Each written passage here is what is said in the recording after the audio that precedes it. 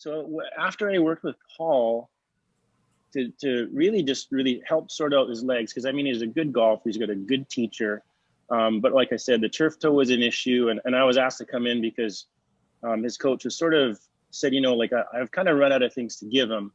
And he's a very smart guy. He said, you know, like maybe you can show me some, how I can add to it. So let's just see if, you know, at that point where he should be close to maximum ground force, what his shin angle looks like, or even from the top. Like once he gets it up to the top, let's see if Paul transitions by lowering his center of mass. Yeah. So he's got quite a bit of knee flex. Let's see. And this guy rotates like, and this is early. You see how he's just like not really lowering? He's actually more sideways here. When you can see it too. He has really early dorsiflexion on that right foot. Right. So like, I don't know that his heel ever touches the ground. No. And then you can see where the turf toe would come from, right? Because he's dragging, he's actually pushing left too hard, right? And he's trying to keep his lower body back by shoving the toe into the ground to keep himself from going too far. And that's where, you know, that's where they were honestly confused from a coaching standpoint, because they're like, okay, we're trying to do this. So I had to come in and say, hey, listen, you've got to keep the center of mass lower. That'll take the pressure off the toe if the center of mass doesn't move as far. And then, you know, now his rotation is much tighter, but this is like him as he's making the transition to learning that that's it. Like at this point, he still had turf toe. If you go back to that point there where there's that maximal great toe extension right there. So if you look at that, and this is conjecture, I realize, but if you look at the loading pattern, because like you were saying, Kendall, this is the point where there's going to be the greatest amount of ground force based on the BTS data. And so there's the most force coming from the ground here. And then you look at that spinal position right there. His head is way out in front of the center of mass. And if you drop a line straight down, and then you think of so we were talking about the necessary lateral flexion and extension to create rotation. You know, that's physiologic movement of the spine. But as he progresses, that looks a little bit extreme. So either the toe is going to get him, or potentially, you know, if the toe's okay, you wonder what the impact might have been there on that kind of right junction between the lumbar spine and the sacrum. So that the lumbosacral junction.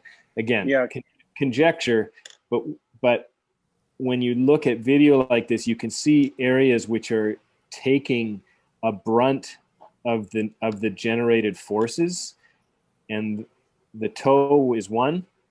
And again, like you said, he had the toe at this time, so he may be unloading that foot because he knows it's going to be painful, which is now creating compensatory movements that we're seeing. So again, I don't want to draw conclusions and say he had this or that, because there may be reasons for those compensatory changes, but that's just one motion I'm seeing here, a little bit of excessive lateral flexion with rotation. And you can tell me if that's kind of normal range, or if that's kind of typically where you'd want to see the head relative to center of motion. Or there's a tendency at anything to collapse. Like right now, at this point here, he's dealing with the momentum he's created through that maximum ground force moment, right? Because the maximum ground force moment happens when his hands are decelerating, like right around, like, okay, let's go back, like go down. Yeah, so he's into his downswing. Like right around here is where he's almost maxed out. So that you can see the foot's not flat, it's coming up, right? But as he goes past this, like once he gets past it, his center of mass should be stable, but it's probably moving slightly too far left. Now he's dealing with the momentum moving towards the target. So he's either going to use his toe as a braking mechanism, like, or you said, he's going to stick his head out, because that'll actually try to kind of stop him. Like he'll try to actually keep on rotating, but there is a tendency for the guys to flex, get their heads out. And they're just, what they're doing right now is trying to save the shot and not get ahead of it is what he's doing. Right. So, but what happened is, as we got him to use the short club more, as he did more of the exercises and you could actually get him turning, and it really had to become more natural, that, you know, like post this video, he led greens in regulation on the PGA Tour 2016, 2017, 2018, and 2019. You know, so that's a huge change. And he's known for having ironically now, a very tight, you know, rotation, even tighter than it was there. But like he won, I think it was $876,000 the year before we started. Then he won 3.6 million and 3.8 million, and you can check the earnings. But it was literally like it was a huge change.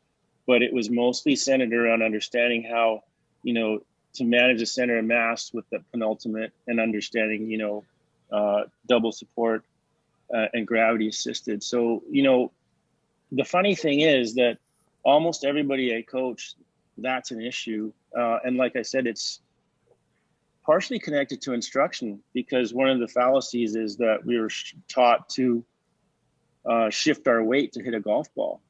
Now, there is instruction out there that says you should keep your head still. And people think that those are mutually exclusive ideas, and they actually aren't. You know, like from what I saw with the BTS, you do want to keep the top of your spine and your head relatively still. You do want to shift, you do want to rotate and stay in place. And there is a, you know, weight transfer that happens, but it's, you know, it's more challenging neuromuscularly. It feels more like a rotation, and all you're doing is swinging your arms and keeping your body stable. It doesn't feel, you know, like it shouldn't be a response to anxiety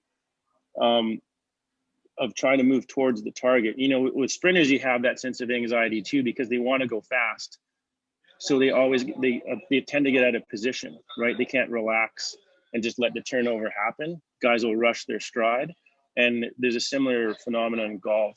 You know, guys will try to go towards the target to help the ball, and it's counterintuitive to stay in the middle. So that's why, you know, that short club drill helps get rid of the anxiety, helps train the skill, and helps them sort of stay in that headspace where they can just say, okay, I'll just focus on my mechanics and get a feel for my body.